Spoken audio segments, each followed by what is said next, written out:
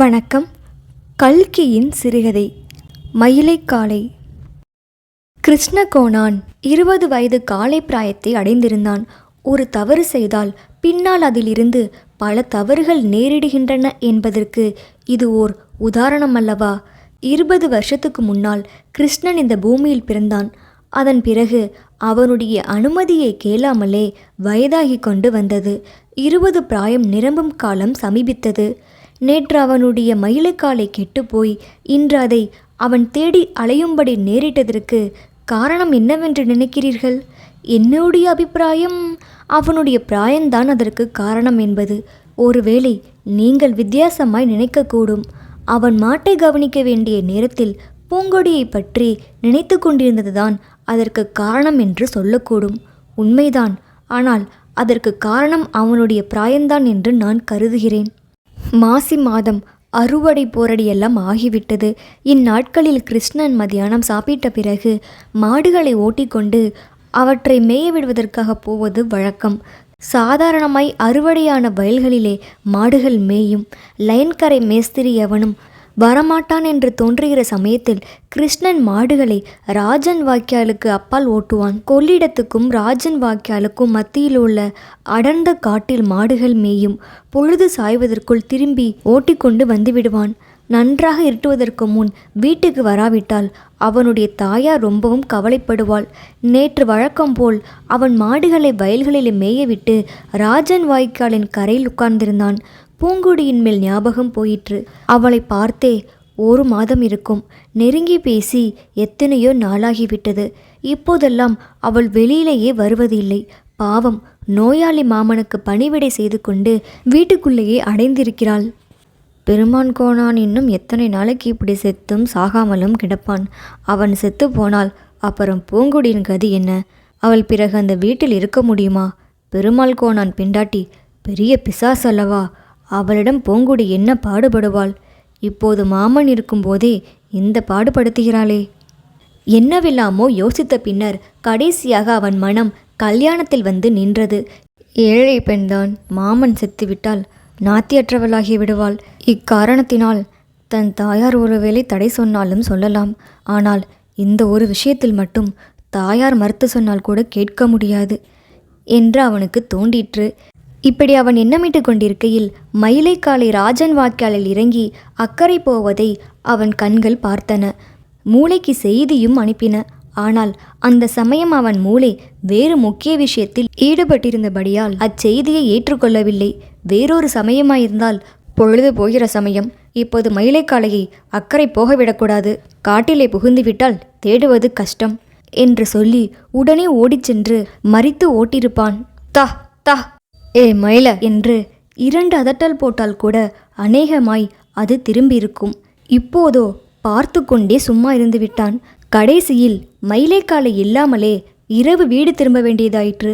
அதன் பலனாகத்தான் கிருஷ்ணன் இன்று ஊரெல்லாம் மாசி மகத்துக்காக ஓமாம்புலியூருக்கு போயிருக்க தான் மட்டும் காட்டிலே அலைந்து கொண்டிருக்க நேர்ந்தது. அன்று காலையில் எழுந்ததும் பச்சை மிளகாயும் உப்பும் கடித்து கொண்டு பழைய சோறு சாப்பிட்டு விட்டு கையில் புல்லாங்குழலுடன் கிளம்பினான். கிருஷ்ணன் புல்லாங்குழல் வாசித்தால் வெகு அபூர்வமாயிருக்கும். நல்ல சங்கீதம் கேட்டு பண்பட்ட காதுகளை உடையோரை அவனுடைய வேணுகானம் துரத்தி துரத்தி அடிக்கும் வல்லமையுடையது. ஆனால் அவனுடைய மாடுகளை அழைப்பதற்கு அந்த அபூர்வ கானமே போதுமாயிருந்தது. இதை உத்தேசிக்கும் போதுதான் பழைய பிருந்தாவன கிருஷ்ணனுடைய வேணுகான மகிமையிலும் எனக்கு கொஞ்சம் சந்தேகம் உண்டாகிறது. ராஜன் வாய்க்காலை கடந்து அப்பாலுள்ள காட்டில் புகுந்தான். காடு என்றதும் வானமளாவிய விருட்சங்களையும் புலிகளையும் கரடிகளையும் எண்ணிக்கொள்ள வேண்டாம். நான் சொல்லும் கொள்ளிடைக்கரை காட்டில் 3 ஆள் உயரத்துக்கு மேற்பட்ட மரம் ஒன்று கூட கிடையாது.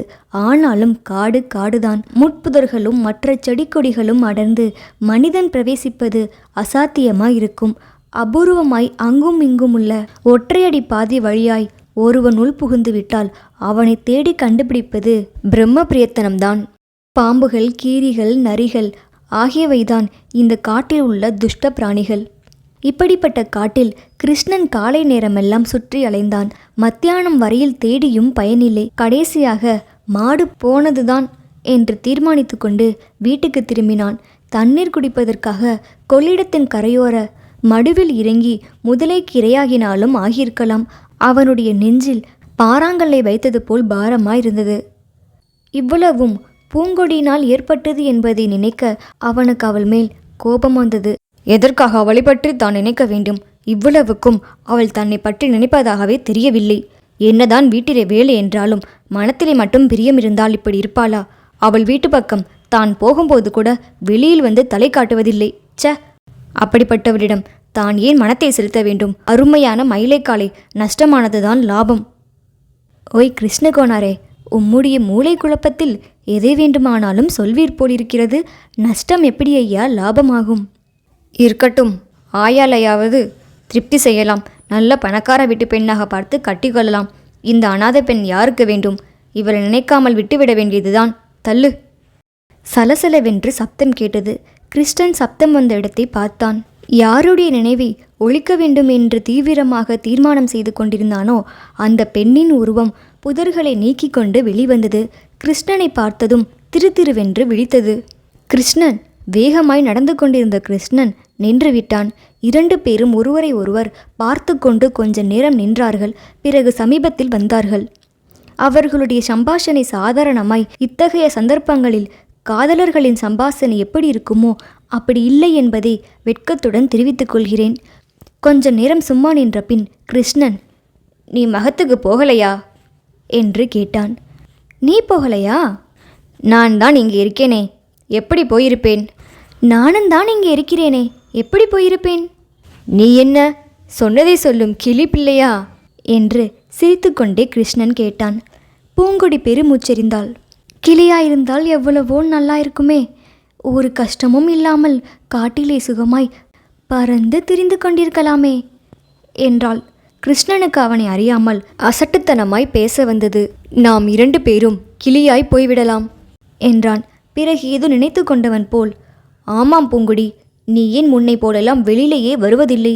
உன்னை காணவே முடிகிறதில்லையே என்று கேட்டான். உனக்கு தெரியாதா? சொல்ல வேணுமா? 1 வருஷமாகத்தான் என்னுடைய மாமன் பக்கவாயு வந்து படுத்த படுக்கையாய் கிடக்கிறாரே. மாமி ஒன்றும் அவரை சரியாய் கவனிக்கிறதில்லை. நான் தான் எப்போதும் அவர் பக்கத்தில் இருக்க வேண்டியிருக்கிறது. கொஞ்சம் அக்கம் பக்கம் போனால் கூட மாமன் கூப்பிட்டு விடுகிறார். எப்படி வெளியே வருகிறது? நிஜந்தான். ஆனால் 2 தடவை என்னை பார்த்தபோது கூட பாராதது போல் போய்விட்டாயே, அது ஏன் என்றான் கிருஷ்ணன். வெட்கத்துடன் கூடிய புன்னகை அவள் முகத்தில் ஒரு கணம் தோன்றியது. நாம் இன்னும் சின்ன பிள்ளைகளா என்ன? ஆண் பிள்ளைகளுடன் பேசக்கூடாது என்று மாமி ஒரு நாள் கண்டித்தாள். அவள் சொல்கிறது நியாயந்தானே? யாராவது ஏதாவது சொல்ல மாட்டார்களா என்றாள். இப்போது கிருஷ்ணன் உள்ளத்தில் ஒரு முக்கியமான கேள்வி எழுந்தது. இன்றைய தினம் பூங்குடி எதற்காக இக்காட்டுக்கு வந்தாள்? இந்த கேள்வி முன்னமே தனக்கு தோன்றாதது அவனுக்கு ஆச்சரியமாயிருந்தது. ஒரு கணம் ஒருவேளை நம்மை பார்க்கத்தான் வந்திருப்பாளோ என்று எண்ணினான்.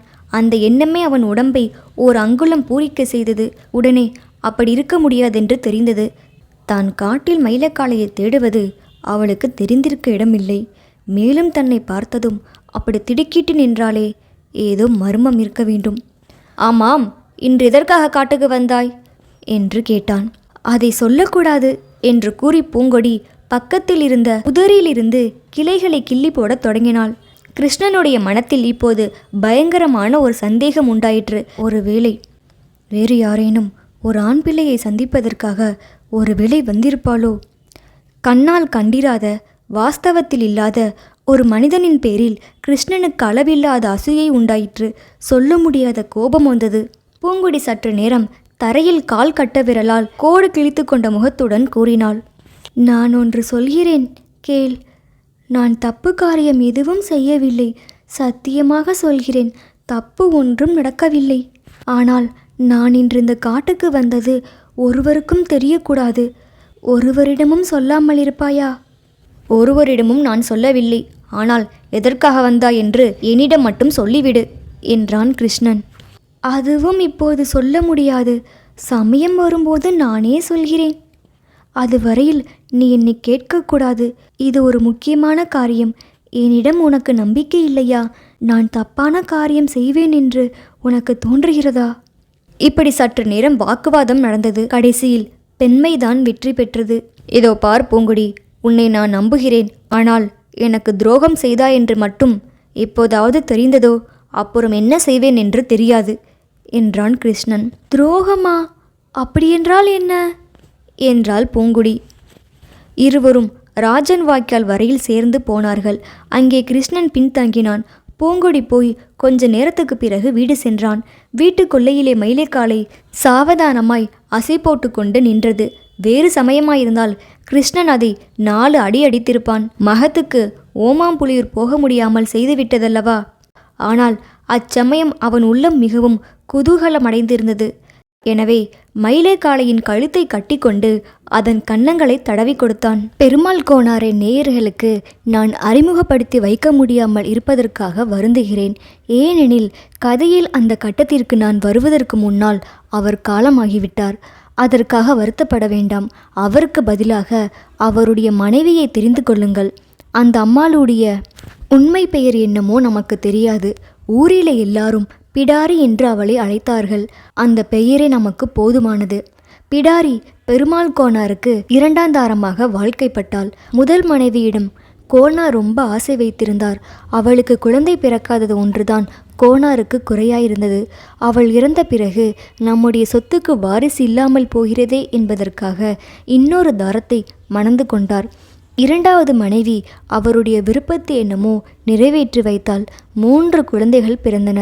ஆனாலும் இந்த பிடாரியை ஏன் கல்யாணம் செய்து கொண்டோம் என்று அவர் பல முறை வருத்தப்பட்டதுண்டு.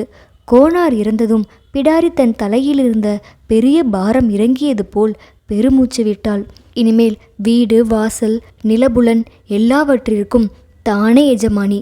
5 வயது பிள்ளை மேஜராகும் வரையில் தன் இஷ்டப்படியெல்லாம் நடக்கும். ஊரையே ஓர் ஆட்டி வைக்கலாம். ஸ்ரீமதி பிடாரி தேவியிடம் நீங்கள் அனுதாபம் காட்ட வேண்டும் என்று கேட்டுக்கொள்கிறேன். அவள் கட்சியிலும் கொஞ்சம் நியாயம் உண்டு என்பதை கவனிக்க வேண்டும். கோனார் ரொம்ப கண்டிப்புக்காரர். அவர் இருந்த வரையில் அவருடைய பிடாரித்தனத்தின் முழு சக்தியையும் வெளிக்காட்ட முடியாமல் இருந்தது. அதிலும் அவர் நோயாய் கிடந்த காலத்தில் படுத்து வைத்த பாடு சொல்ல தரமல்ல. பூங்குடிதான் அவர் பக்கத்தில் இருக்கலாம். வேறு யாராவது பக்கத்தில் போனாலும் வல் வல் என்று விழுகிறது. இதனால் இந்த பெண்ணுக்கு தான் எவ்வளவு கர்வம். அந்த கொட்டத்தையெல்லாம் இப்போது பார்க்கலாம். கோனார் காலஞ்சென்று 4 நாளாயிற்று. வரவேண்டிய உறவு முறையினர் எல்லாரும் வந்து போய்விட்டார்கள். பிடாரி அம்மாள் வீட்டில் ஒருவரும் இல்லாத சமயம் வாசல் கதவை தாளிட்டு விட்டு வந்தாள். கூடத்தின் மத்தியில் இருந்த களஞ்சியத்தண்டை சென்றாள். அதன் ஓர் ஓரத்தில் பெயர்ந்திருந்த 2 கல்லை பிடுங்கி அகற்றினாள். அவற்றில் ஏற்பட்ட துவாரத்தில் கையை விட்டாள். அச்சமயம் அவளுடைய முகத்தை பார்த்தவர்களுக்கு ஆட்டுப்பட்டிக்குள் நுழையும் நரியின் முகம் ஞாபகத்துக்கு வந்திருக்கக்கூடும். ஆனால் அடுத்த நிமிஷம் அந்த முகத்திலேயே ஏமாற்றமும் திகிலும் கலந்து காணப்பட்டன. மறுபடியும் கையை விட்டு துளாவினாள். கந்தல் துணி ஒன்றுதான் அகப்பட்டது. அந்த பணம் எங்கே போயிருக்கும்? 10 நாளைக்கு முன் நரசிம்மலு நாயக்கர் வந்திருந்தார். கோனார் பெட்டியிலிருந்து அவருடைய பிராமிசர் நோட்டை எடுத்து வரும்படி சொல்லவே பிடாரி கொண்டு போய் கொடுத்தாள். நாயக்கர் அதை வாங்கி கொண்டு ரூபாய் 150 நோட்டுகளாக எண்ணி வைத்தார். கோனார் அதை வாங்கி கொண்டு ஒரு கடுதாசியில் சுற்றி தலையணைக்குள் செருகி வைத்து கொண்டார்.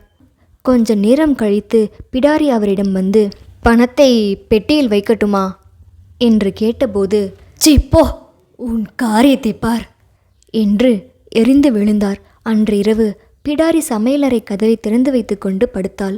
தூங்குவது போல் பாசாங்கு செய்தால் ஒழிய கண் கொட்டவே இல்லை. இரவு ஜாமத்துக்கு கோனார் படுக்கையில் எழுந்து உட்கார்ந்து சுற்றுமுற்றும் பார்த்தார். எல்லாரும் தூங்குகிறார்களா என்று பார்த்துவிட்டு தலையணைக்குள்ளிருந்து ரூபாய் நோட்டுகள் எடுத்துக்கொண்டார். பிறகு மெல்ல மெல்ல நகர்ந்து சென்று களஞ்சியத்தை அடைந்தார். அந்த கல்லுகளை பெருத்தெடுத்த பின்னர் உள்ளே கையை விட்டு ஒரு சின்னஞ்சிறு தகர பெட்டியை எடுத்தார். அதற்குள் நோட்டுகளை வைத்த பிறகு மறுபடியும் முன்போல் அதை துவாரத்துக்குள் வைத்து மூடிவிட்டு திரும்ப படுக்கைக்கு வந்து படுத்து கொண்டார்.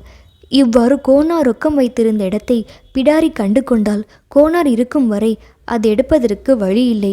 சீக்காளி மனிதன் களஞ்சியத்துக்கு எதிரிலேயே படுத்திருந்தார். நன்றாய் தூங்குவதும் கிடையாது.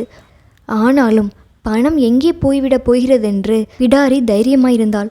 அவர் இறந்த பிறகு பிடாரி வீட்டை விட்டு நகரவில்லை. அதலால் யாரும் எடுத்திருக்க முடியாது. பின் எப்படி அந்த பெட்டி மாயமாய் போயிருக்கும்? வீட்டில் உள்ள சந்து பூந்து எல்லாவற்றையும் பிடாரி சோதனை செய்து பார்த்தால் ஒன்றும் பயன்படவில்லை. போனது போனதுதான். சட்டென்று பூங்கொடியின் மேல் அவளது சந்தேகம் வந்து நின்றது. அவள்தான் எடுத்திருக்க வேண்டும். திருடி, சாகசக்காரி. அவளை ஒரு கை பார்க்கிறேன் என்று பிடாரி மனத்துக்குள் எண்ணினாள். மறுநாள் பூங்கொடியை கூப்பிட்டு, இதோ பார், நிஜத்தில் சொன்னாயானால் பேசாமல் விட்டுவிடுகிறேன். நீ ஏதாவது பணம் எடுத்தாயா என்று கேட்டாள். பூங்கொடி அதற்கு, நான் ஒருத்தர் பணத்தையும் எடுக்கவில்லை. பிரத்தியார் பணம் எனக்கெதற்கு என்றாள். எவ்வளவோ நயத்திலும் பயத்திலும் கேட்டும் வேறு பதில் அவளிடமிருந்து வரவில்லை. கோனாருக்கு 16ஆம் நாள் சடங்கு முடிந்தது. அதற்கு மறுதினம் பிடாரி பூங்கொடியை கூப்பிட்டு, அடியே, இங்கே பார், நீதான் பணத்தை எடுத்திருக்க வேண்டும். வேறு யாரும் திருடன் வந்துவிடவில்லை. பணத்தை கொடுத்தாயோ இந்த வீட்டில் இருக்கலாம், இல்லாவிட்டால் வீட்டை விட்டு வெளியேறிவிடு என்றாள். அப்படியே ஆகட்டும், நீ இப்படி சொல்ல வேண்டும் என்றுதான் காத்து கொண்டிருந்தேன். என் மாமன் இருந்த வீட்டில் அவர் இல்லாமல் கொஞ்ச நேரமும் இருக்க சகிக்கவில்லை. இப்பொழுதே போய்விடுகிறேன் என்றாள் பூங்கொடி. அன்று காட்டில் பூங்கொடியை சந்தித்து பேசியதிலிருந்து கிருஷ்ணகோனாருடைய மனம் ரொம்ப குழம்பியிருந்தது. காரியமெல்லாம் தாறுமாறாக செய்து வந்தான். பின்னாக்கை கொண்டு போய் தொட்டியில் போடுவதற்கு பதிலாக கிணற்றில் போட்டான். எருமை கன்று குட்டியை பசுமாட்டில் ஊட்டவிட்டான். கறவை மாட்டுக்கு வைக்க வேண்டிய பரித்து கொட்டையை கடாமாட்டுக்கு வைத்தான். தனக்குத்தானே பேசிக்கொள்ள தொடங்கினான். நாம் 2 பேரும் கிளியாய் பறந்து போய்விடுவோமா என்று இறைந்து சொல்லிவிட்டு கலகலவென்று சிரிப்பான். எனக்கு மட்டும் துரோகம் செய்தாயோ என்று கூறி பல்லை நரநரவென்று கடிப்பான். அன்று ராஜன் வாய்க்கால் கரையில் பூங்கொடியை பிரிந்த சமயத்தில் ஒரு கையினால் அவளுடைய மோவாய் கட்டையை நிமிர்ந்து பிடித்து கொண்டு தன்னுடைய முகத்தை அருகில் கொண்டு போனதும் அவள், சீச்சி, நாம் இன்னும் சின்ன பிள்ளைகளா என்று உதறிக்கொண்டு ஓடிப்போனதும் எப்போதும் அவன் மனக்கண் முன் நின்றது. சில சமயம் அவளுடைய உருவம் அதே நிலையில் எதிரில் நிற்பது போல் தோன்றும். அப்போது அவனுடைய கைகளும் முகமும் கோரணிகள் செய்யும். தெரியுமா, என்னை மறக்கக்கூடாது என்பான். இவற்றையெல்லாம் கவனித்த அவனுடைய தாயார், ஐயோ, என் மகனுக்கு மோகினி பிடித்து விட்டதே என்று தவித்தாள். அவளுடைய உறவு முறையாருக்குள் கல்யாணத்துக்கு தகுதியாயிருந்த பெண்களை பற்றியெல்லாம் விசாரிக்க தொடங்கினாள். இலையிலே சோற்றை வைத்து கொண்டு சாப்பிடாமல் மகன் என்னவோ யோசனை செய்து கொண்டிருப்பதை காணும்போது, அடே அப்பா, உனக்கு என்னடா இப்படி வந்தது என்பாள். கிருஷ்ணன், சீப்போ, உன்னை யார் கேட்டது என்று வல்லென்று விழுவான். ஐயோ, என் மகன் இப்படி ஒரு நாளும் இருந்ததில்லையே. மாரியாத்தா, என் மகனை காப்பாற்றடி, உனக்கு படையல் வைக்கிறேன் என்று வேண்டிக் கொள்வாள். பெருமாள் கோனார் செத்து போனதிலிருந்து கிருஷ்ணனுடைய மனக்குழப்பம் இன்னும் அதிகமாயிற்று. பூங்கொடி தாய் தந்தையற்ற அனாதை என்பதும் அவளுக்கு மாமன் வீட்டை தவிர வேறு போக்கிடம் கிடையாது என்பது ஊரில் எல்லோருக்கும் தெரியும். பெருமாள் கோனார் உயிரோடு இருக்கும் வரை அபிமானம் வைத்து கொண்டிருந்தார். இனிமேல் அவளை யார் கவனிப்பார்கள்? பிடாரி அவளை வதைத்து விடுவாளே. ஒரு நாள் கிருஷ்ணன் தாயாரிடம், ஏன் ஆயா, பெருமாள் கோனார் செத்து போனாரே, இனிமேல் அந்த பெண் என்ன செய்யும் என்று கேட்டான். எந்த பெண்ணடா? அதாம்மா, பூங்கொடி. அவளை அந்த பிடாரி துரத்தி விடுவாள் சீக்கிரம். இப்போதே திருட்டு பட்டம் கட்டிவிட்டாளே, தெரியாதா உனக்கு? அதென்னம்மா என்று கிருஷ்ணன் பரபரப்புடன் கேட்டான். கோனா ரொக்க பணம் வைத்திருந்தாராம், அதை காணாமாம். பிடாரி அந்த அனாதை பெண் மேலே பழியை போடுகிறாள். அவள்தான் எடுத்து விட்டாள் என்கிறாள். அந்த பெண் அப்படி செய்திருக்கவே செய்திருக்காது. ஏதாவது பழியை போட்டாதானே வீட்டை விட்டு துரத்த வேண்டும். கிருஷ்ணனுடைய நெஞ்சில் முள் தைத்தது போல் சுருக்கென்றது. அன்றைய தினம் காட்டிற்கு அவள் தனியாக வந்திருந்ததும், தன்னை கண்டு திகைத்து நின்றதும், எதற்காக வந்தாய் என்று கேட்டதற்கு பதில் சொல்லாமல் மூடு மந்திரம் செய்ததும் ஞாபகத்திற்கு வந்தன. உண்மையில் அந்த பெண் திருடிதானோ? இந்த எண்ணம் அவனுடைய நெஞ்சில் அளவில்லாத வேதனையை உண்டாக்கிற்று. எவ்வளவுதான் யோசித்தாலும் அவன் ஒரு முடிவுக்கே வர வேண்டியிருந்தது. பிடாரி சொல்வது நிஜம்தான். பூங்குடிதான் பணத்தை எடுத்திருக்க வேண்டும். அது எங்கேயோ ஒளிப்பதற்கு தான் அன்று காட்டிற்கு வந்திருக்கிறாள். இந்த சந்தேகம் தோன்றவே அன்றைய தினத்திலிருந்து கிருஷ்ணன் மாடுகளை ஓட்டிக்கொண்டு காட்டிற்கு போன போதெல்லாம் சுற்றுமுற்றும் பார்த்த வண்ணம் இருந்தான். பூங்குடி பணம் ஒளித்து வைத்திருக்கும் இடம் தன் கண்ணில் ஒருவேளை பட்டுவிடுமோ என்று அவனுடைய நெஞ்சில் திக்கு திக்கென்று அடித்து கொண்டே இருந்தது. பெருமாள் கோனாரின் கருமாதிக்கு மறுநாள் காலை கிருஷ்ணன் பழைய சோறு சாப்பிட்டு கொண்டிருந்தான். அப்போது அடுத்த வீட்டுக்காரி, அமிர்தா, சங்கதி கேட்டாயா என்று சொல்லி கொண்டு வந்தாள். என்ன சமாசாரம் என்று அமிர்தம் கேட்டாள். பிடாரி பூங்கோடியை வீட்டை விட்டு போக சொல்லிட்டாள். அந்த பெண் அழுது கொண்டே கிளம்பி போகிறது. ஐயோ பாவம், அது எங்க போகும் என்றாள் அமிர்தம். அது என்ன கருமமோ, போக்கிடம் ஏது அதற்கு, எங்கேயாவது ஆத்துல குளத்துல விழுந்து செத்து வத்தாலும் வைக்கும். கிருஷ்ணன் அதற்கு மேல் கேட்கவில்லை. சட்டென்று எழுந்திருந்து வாசலிலே வந்து பார்த்தான். பூங்குடி தெருவை தாண்டி அப்பாலுள்ள பாதையில் போவதை கண்டான். இவன் குறுக்கு வழியாக வயல்களில் விழுந்து சென்று அந்த பாதையில் அவளுக்கு முன்னால் சென்று ஏறினான். பூங்குடியின் எதிரில் சென்று வழிமறித்து நின்று கொண்டு, எங்கே போற என்று கேட்டான். நான் எங்கே போனால் யாருக்கு என்ன என்று பூங்குடி சொல்லி கண்ணீரை துடைத்து கொண்டாள். சொல்லாது போனால் நான் விடமாட்டேன் என்றான் கிருஷ்ணன். சீர்காழிக்கு போகிறேன், அங்கே மில்லிலே வேலை செய்து பிழைக்கலாம் என்று. ஏன் இத்தனை நாள் இருந்த ஊரை விட்டு போக வேணும்? போகாதே, பின்ன எங்கே இருக்கிறது? மாமி வீட்டை விட்டு போக சொல்லிட்டாள். ஏன் அப்படி சொன்னாள்? அவளுக்கு உன்மேல் என்ன கோபம்? பூங்குடி சற்று நேரம் சும்மா இருந்தாள். பிறகு, உனக்கு என்ன அதை பற்றி? எனக்கும் அந்த வீட்டில் இருக்க பிடிக்கவில்லை, நான் போகிறேன் என்றாள். நான் சொல்கிறேன் கேள் பூங்குடி, அந்த நாயின் பணம் உனக்கு வேண்டாம். ஒருத்தருக்கும் தெரியாமல் எடுத்துக்கொண்டு வந்து அந்த வீட்டில் எரிந்துவிடு. நீ கூட என்னை திருடி என்றுதானே நினைக்கிறாய்? நான் எதற்காக உயிரோடு இருக்க வேணும்? விட, நான் போகிறேன் என்று சொல்லி பூங்குடி அழத் தொடங்கினாள். கிருஷ்ணன் சிறிது நேரம் சும்மா இருந்தான். பிறகு, சரி வா போகலாம் என்றான். எங்கே? வீட்டுக்கு. எந்த வீட்டுக்கு? எந்த வீட்டுக்கா? என் வீட்டுக்கு தான். நீ சீர்காழிக்கு போகவும் வேண்டாம், மில்லில் வேலை செய்யவும் வேண்டாம். நான் இருக்கிற வரையில் அது நடக்காது. உன் வீட்டுக்கு வந்தால் அப்புறம்? புரோகிதரை கூப்பிட்டு கல்யாணத்துக்கு நாள் வைக்க சொல்றது. திருடியை கட்டிக்கொண்டாய் என்று ஊரிலே சொல்ல மாட்டார்களா? உனக்கு வெட்கமாயிராதா? யாராவது உன்னை அப்படி சொன்னால் அவர்கள் நாக்கை அறுத்து விடுவேன். அவர்களுக்கு என்ன கொம்பா முளைத்திருக்கிறது? உன் ஆயா சம்மதிப்பாளா? அங்கே போய் மறுபடியும் வீட்டை விட்டு போக சொன்னால்? ஆயா அப்படி சொன்னால் உன்னோடு நானும் வீட்டை விட்டு கிளம்பி வந்து விடுகிறேன். அப்பொழுது 2 பேருமாய் போவோம். சத்தியமாய் சொன்னால் வருவேன். சத்தியமாய் சொல்கிறேன், வா போகலாம். சுபதின சுபலக்கணத்தில் கிருஷ்ணகோணானுக்கும் பூங்கொடிக்கும் விவாக மகோற்சவம் நடந்தேறியது. ஸ்ரீமதி பிடாரி அம்மாளை தவிர மற்றபடி ஊராரெல்லாம் விஜயம் செய்து தம்பதிகளை ஆசிர்வதித்தார்கள். இவ்வளவு நல்ல பெண்ணின் பேரில் திருட்டு பழியை சுமத்தி வீட்டை விட்டு துரத்திய பிடாரியை தூற்றாதவர்கள் இல்லை. அவ்வாறே கிருஷ்ணனை புகழ்ந்து போற்றாதவர்களும் அந்த ஊரில் கிடையாது. எல்லாரிலும் அதிக குதூகலத்துடன் விளங்கியவள் கிருஷ்ணனுடைய தாயார் அமிர்தம்தான். தனக்கு பேச்சு துணைக்கும் ஏவின வேலை செய்வதற்கும் மருமகளாச்சு. பிள்ளைக்கும் புத்தி தெளிந்து முன்னை போல் நன்றாயிருப்பான். கல்யாண சந்தடி அடங்கிய அடியோடு ஒரு நாள் காலையில் பூங்குடி கிருஷ்ணனிடம், காட்டுக்கு போய்விட்டு வரலாம் வா என்று சொன்னாள். இப்போது எதற்கு காட்டுக்கு? ஒரு காரியம் இருக்கிறது. நீ ஒன்றும் என்னை கேட்காதே, நானாக சொல்கிறேன். அன்றப்போது சொல்லவில்லையா? அந்த சமாசாரத்தை இன்று தெரிவிக்கிறேன் வா. கிருஷ்ணனுக்கு விஷயம் தெரிந்து கொள்ள வேண்டும் என்று ஆவலாயிருந்தது. ஆனால் காரியம் என்னவோ சுத்தமாய் பிடிக்கவில்லை. வேண்டா வெறுப்பாய் வருவதாக ஒத்துக்கொண்டான். பூங்குடி ராஜன் வாய்க்காலில் குளிக்க செல்வது போல் முதலில் போனாள். கிருஷ்ணன் பின்னோடு மாடுகளை ஓட்டிக்கொண்டு சென்றான். அக்கறை சேர்ந்ததும் பூங்குடி துள்ளி குதித்து கொண்டு ஓடத் தொடங்கினாள். மெதுவாக தயக்கத்துடன் நடந்த கிருஷ்ணனை சில சமயம் கையை பிடித்து இழுத்து சென்றாள். கிருஷ்ணனுடைய நெஞ்சு மேலும் மேலும் படபடவென்று அடித்து கொண்டது. கடைசியாக ஓர் ஆலமரத்தடியில் போய் சேர்ந்ததும் பூங்குடி கிருஷ்ணன் கையை விட்டுவிட்டு அந்த மரத்தின் மேல் தாவி ஏறினாள். 2 கிளைகளுக்கு மத்தியில் புல்லுருவிகளால் மூடப்பட்டிருந்த ஒரு பொந்தினுள் கையை விட்டு அதற்குள்ளிருந்து ஒரு சிறு தகரப்பேட்டியை எடுத்தாள். இந்தா என்று கிருஷ்ணனிடம் நீட்டினாள். என்ன அது? வாங்கி பாரேன். கிருஷ்ணன் பெட்டியை வாங்கி திறந்து பார்த்தான். உள்ளே ரூபாய் நோட்டுகளும் பவுன்களும் இருந்தன.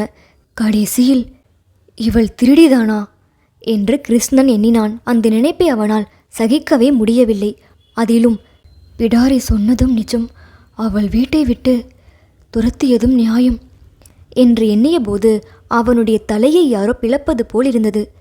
இதை எதற்காக என்னிடம் கொடுத்தாய் என்று கிருஷ்ணன் கோபமாய் கேட்டான். சொத்தை சொத்துக்குரியவர்களிடம் கொடுத்துவிட வேண்டும் என்று நீ அப்போதே சொல்லவில்லையா? ஆமாம், என்னை கொண்டு போய் பிடாரியிடம் கொடுக்க சொல்கிறாயா? நீ என்ன வேண்டுமானாலும் செய், யாரிடம் வேண்டுமானாலும் கொடு, உன்னுடைய சொத்தை உன்னிடம் நான் சேர்ப்பித்து விட்டேன் என்றாள். கிருஷ்ணனுக்கு ஒன்றும் புரியவில்லை. என்னவோ புதிர் போடுவது போலிருந்தது. என்ன உளறுகிறாய் என்று கேட்டான். நான் ஒன்றும் உளரவில்லை, அதற்குள் ஒரு கடுதாசு இருக்கிறது, எடுத்து வாசித்துப் பார் என்றாள் பூங்குடி. கிருஷ்ணன் ஆவலோடு கடுதாசை எடுத்து வாசித்தான். அதில் பின்வருமாறு எழுதியிருந்தது. முத்துக்கோனான் மகன் பெருமாள் கோனான் சுயப்பிரஜையுடன் மனப்பூர்வமாய் எழுதி வைப்பது என்னவென்றால், இந்த பெட்டியில் 420 ரூபாய் பணமும் 12 முழு பவுனும் இருக்கின்றன. இந்த பணம் பவுன் எல்லாம் என்னுடைய சுயார்ஜிதம். இந்த தொகை முழுவதையும் என்னுடைய கண்ணான மருமகள் பூங்கொடிக்கு கல்யாண பரிசத்துக்காக எழுதி வைக்கிறேன். அவளை கல்யாணம் பண்ணிக்கொள்கிறவன் இது எல்லாவற்றையும் அடைய வேண்டியது. பணத்தை வீண் செலவு செய்யாமல் நிலம் வாங்குவதற்காவது வீடு கட்டிக்கொள்வதற்காவது உபயோகிக்க வேண்டியது. இந்த விஷயம் வெளியில் தெரிந்தால் பூங்கொடியை என்னுடைய பெண்சாதி கஷ்டப்படுத்தி ஒருவேளை உயிருக்கே அபாயம் செய்வாள் என்று பயந்தும், இன்னும் பணத்துக்கு ஆசைப்பட்டு யாராவது உபயோகமற்றவன் அவளை கல்யாணம் செய்து கொள்ள முயற்சிக்கலாம் என்று நினைத்தும் பூங்கொடிக்கு கல்யாணமாகும் வரை இந்த விஷயத்தில் வெளிப்படுத்தாமல் இரகசியமாய் வைத்திருக்க வேண்டும் என்று சத்தியம் வாங்கியிருக்கிறேன். பெட்டியை எங்காவது பத்திரமாய் ஒளித்து வைக்கும்படி பூங்கொடியிடம் ஒப்புவித்திருக்கிறேன். இந்த சொத்தை அடைகிறவன் என்னுடைய மருமகனுக்கு ஒருவித மனக்குறையும் இன்றி எப்போதும் சந்தோஷமாய் வைத்திருக்க வேண்டியது. மேற்படி கடிதத்தை படித்துவிட்டு சற்று நேரம் யோசித்ததில் கிருஷ்ணனுக்கு எல்லாம் விளங்கிவிட்டது. மாசி மகத்தன்று வீட்டில் ஒருவரும் இல்லாத சமயத்தில் பெருமாள் கோனார் பூங்குடியிடம் அந்த பெட்டியை கொடுத்து பத்திரப்படுத்தும்படி சொல்லியிருக்க வேண்டும். மயிலக்காலை கெட்டுப்போன அன்று தான் காட்டில் அவளை சந்தித்ததின் ரகசியம் அதுதான். பூங்கொடியும் அவளுடைய சீதனமும் தனக்கு கிடைத்த அதிர்ஷ்டத்துக்கெல்லாம் மூல காரணம் மயிலக்காலைதான் என்பது கிருஷ்ணனுடைய நம்பிக்கை. யாராரோ வந்து நல்ல விலைக்கு அதை வாங்கிக் கொள்வதாக சொன்னார்கள். கிருஷ்ணன் அதை விற்க மறுத்துவிட்டான். ஒரு சின்ன வண்டி வாங்கி அதில் மயிலக்காலையை ஓட்டி பழக்கினான். தன்னையும் பூங்குடியும் தவிர அந்த வண்டியில் வேறு யாரும் உட்கார்வதற்கு அவன் அனுமதிப்பதில்லை. நன்றி. இணைந்திருங்கள் இப்படிக்கு எம்மொழியுடன். இப்படிக்கு செல்லம்மா பிரியதர்ஷினி.